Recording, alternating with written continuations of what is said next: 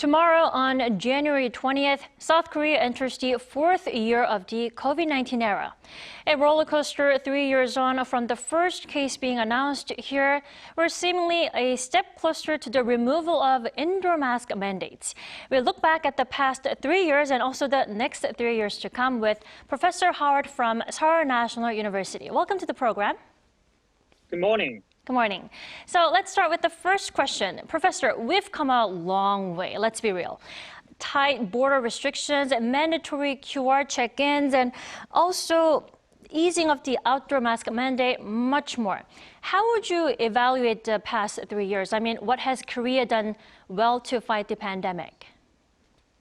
I can't believe that it has been only 3 years. Thank God. We've managed the pandemic one way or another to come to this point.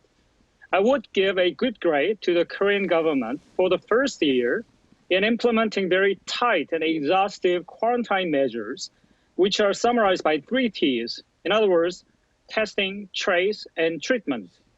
This strategy worked out well, although it was very labor-intensive and resource-demanding. It was only achievable since South Korea made advanced diagnostics tests, such as PCR, available nationwide as fast and widespread as possible. Drive-through testing was also something commendable. However, the second year was plagued by several mistakes and untimely decision-makings. The government failed to secure vaccines as early and ample as possible. It was not only delayed by almost 3 months, but the processes were not as smooth as they should be. It was bumpy and not well organized. In addition, the government hastened to lift all the quarantine bans too early, particularly toward the end of the second year and the early third year. This was not a wise or scientific decision, I think, given the Omicron variant started getting rampant the same period. The third year, where we are in, has been mixed. The quarantine leadership changed, but they did not seem to operate efficiently as they had boasted before. But making antiviral agents available as early as possible was something that I want to praise for. Right. It's really hard to sum up the past 3 years in just 1 minute. Thank you. And also, according to a latest data, South Korea ranks the 7th in the world in terms of the total number of cases and also the 34th when it comes to the number of deaths. I mean, these figures are, I personally believe, are concerning considering the South Korea's tiny population. I mean, how would you evaluate the COVID situation in the country at the moment and also in the near future?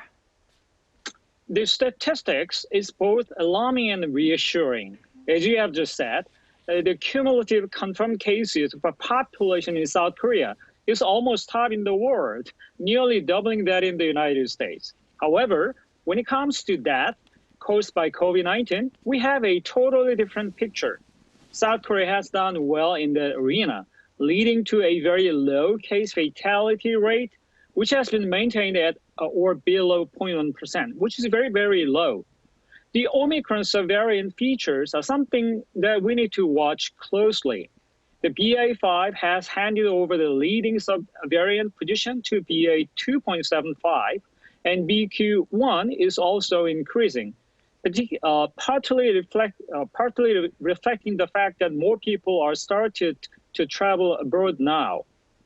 These two subvariants are known to be more immune evasive than BA.5, but the symptoms are similar or even milder. All in all, the situation in Korea right now looks not too bad, with the daily new cases decreasing too. Right. And also, we cannot not talk about masks. Tomorrow, finally, the country's health authorities are set to announce details on the lifting of the indoor mask mandate.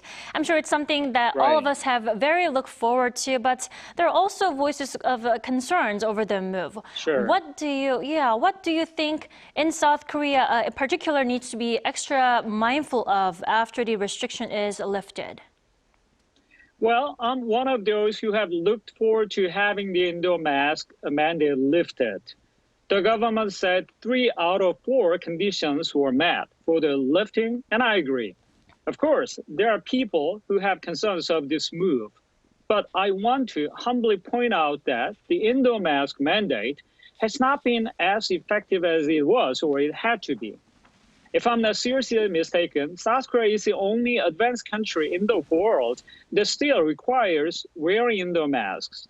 I'm joining today's program from my U.S. home in Maryland today, and I have not seen many people wearing a face mask, although there are some who might have health concerns, so wear masks indoors. However, this is a self-directed and voluntary decision an individual can make. That being said, I suspect many in South Korea will still wear a face mask indoors, even after the mandate will have been lifted. It is a cautious approach to wear masks in crowded settings such as public transportation and in spaces populated with vulnerable subjects such as hospitals and nursing homes. Additionally, don't delay getting a booster shot, particularly if you are old, 60 years and beyond, or at risk for several diseases because you have underlying conditions. Sure, certainly after living with masks for the past 3 years, it's almost bittersweet to say goodbye to masks. Sure. All right, thank you so much for joining us all the way from Maryland this morning. Thank you, and you have a good one.